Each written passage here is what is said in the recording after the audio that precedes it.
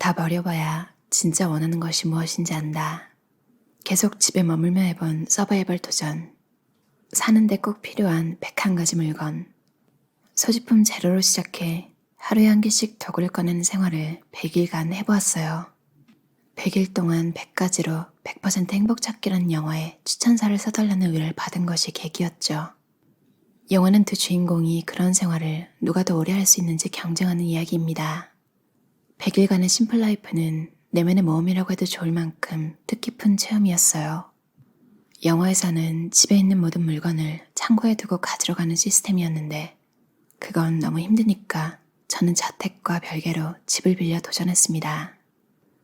인생을 초기화하고 레벨 0부터 시작하는 것처럼 강렬하고 신선했어요. 규칙, 하루에 딱 한 개의 물건만 꺼낼 수 있다. 음식물 구입은 괜찮지만 조미료는 카운트한다. 전기, 가스, 수도 등의 기본 시설은 사용 가능하다. 필요한 초기 장비를 최소한으로 설정한다. 기간은 조건 없이 단 100일로 한다. 태어나 처음으로 산다는 건 무엇인지에 대해 생각했습니다. 단순히 살아남는 것과는 달랐어요. 예를 들면 냉장고의 또 다른 이름은 타임머신이었다. 필수품이 없는데도 9일째 책이 갖고 싶어졌다. 의외로 필요 없던 물건은 전기밥솥과 지갑이었다. 세탁기의 중요 기능은 세탁이 아니라 탈수였다. 아무것도 없는 방에서 보내는 1시간은 4시간과 같다. 마침내 깨달은 생활의 윤곽과 물건의 가치. 신발의 존재가 너무나도 당연한 나머지 신발이 없는 상황을 생각해 본 적이 없었다. 0켤레가 1켤레로 늘어났을 때 신발이 얼마나 혁명적 도구인지를 느꼈다. 신발이 없는 세계는 좁다. 어떤 신발을 고를지 선택하기 전에 일단 밖에 나가지 못한다. 신발의 소유는 과장이 아니라 말 그대로 진화였다. 옷을 1000벌씩 가지고 있는 것보다 정말 좋아하는 옷의 형태를 알아두는 편이 훨씬 중요하다. 좋아하는 색이어도 괜찮고 선호하는 길이어도 괜찮다.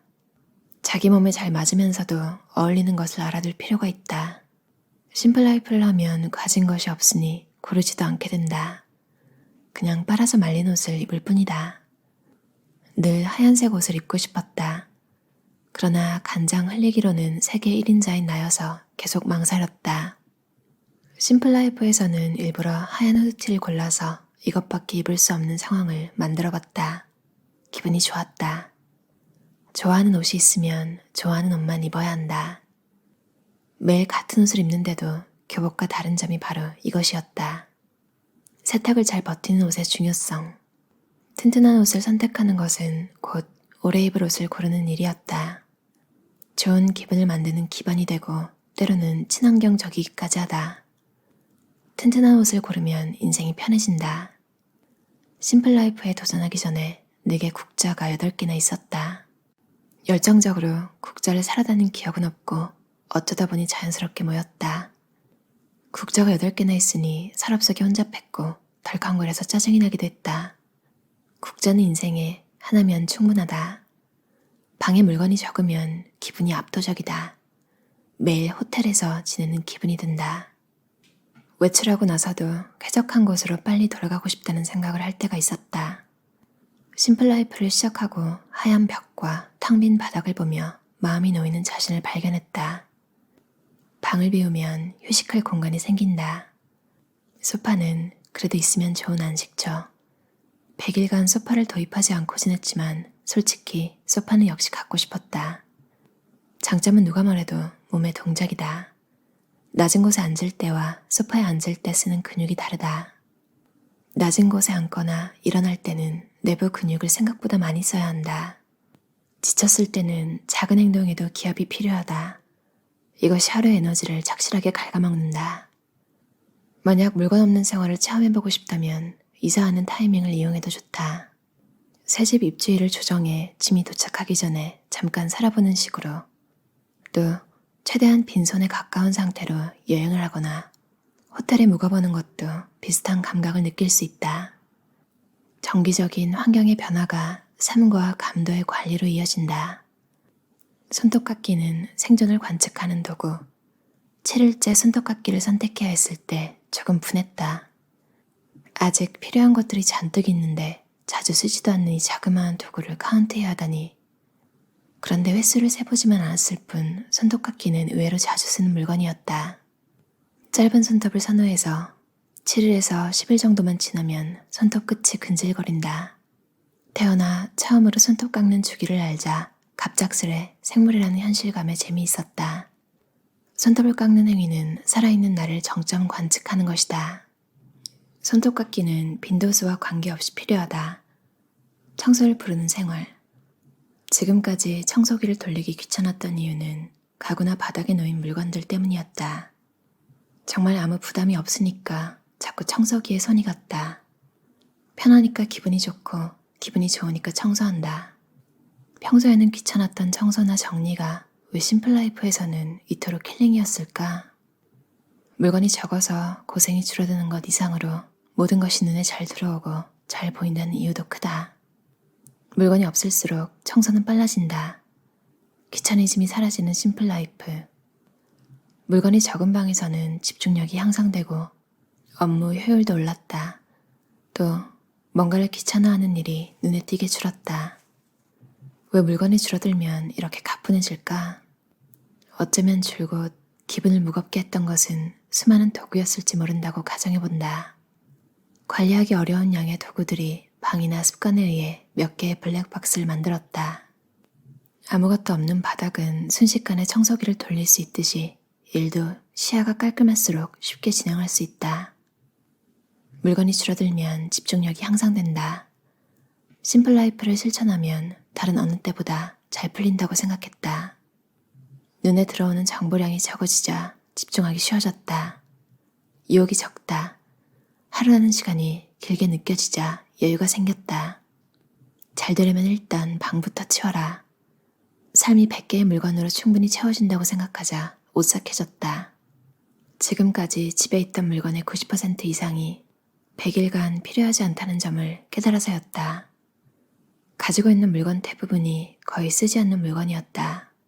쓰지 않는 것이 곧 필요 없는 물건은 아니지만 아무리 그래도 너무 많지 않나 싶은 생각이 들었다.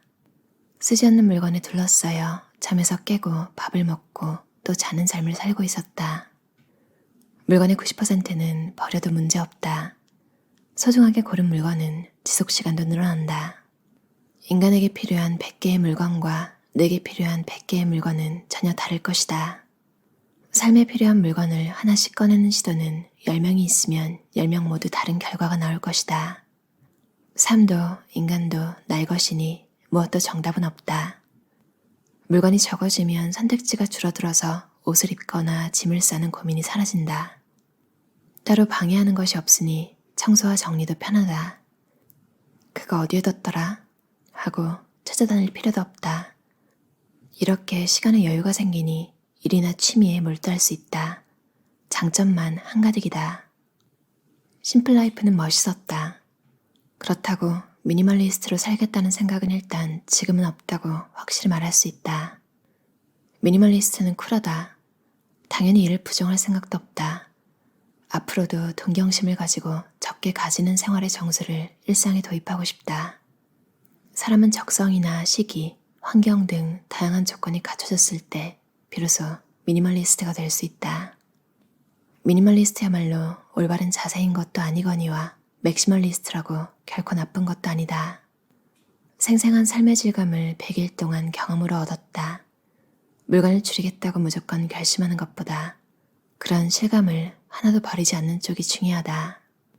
없어도 괜찮은 물건은 앞으로 조금씩 줄이면 된다.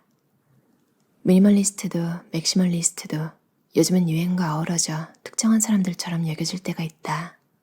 그런 식으로 시선의 야유를 받는 것은 어쩐지 끔찍하다. 그냥 각자 하고 싶은 대로 살았으면 좋겠다.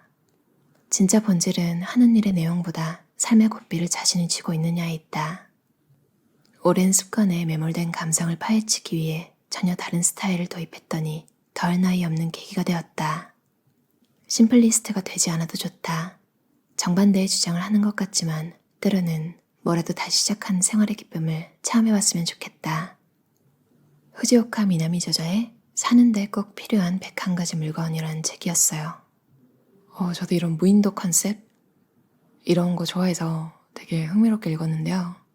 왜 그런지 모르겠는데 어렸을 때부터 무인도에 떨어졌을 때 어떻게 살지, 그런 공상을 해보기도 하고, 혹은 우주에 떨어졌을 때 어떻게 살지, 그 두 가지를 번갈아 가면서 생각했던 것 같아요. 무인도가 좀 더 현실성이 높아서 혼자 막 준비를 했던 적도 있는데, 그 중에 하나가 수영을 배우는 거거든요. 제가 아직도 수영을 못해서.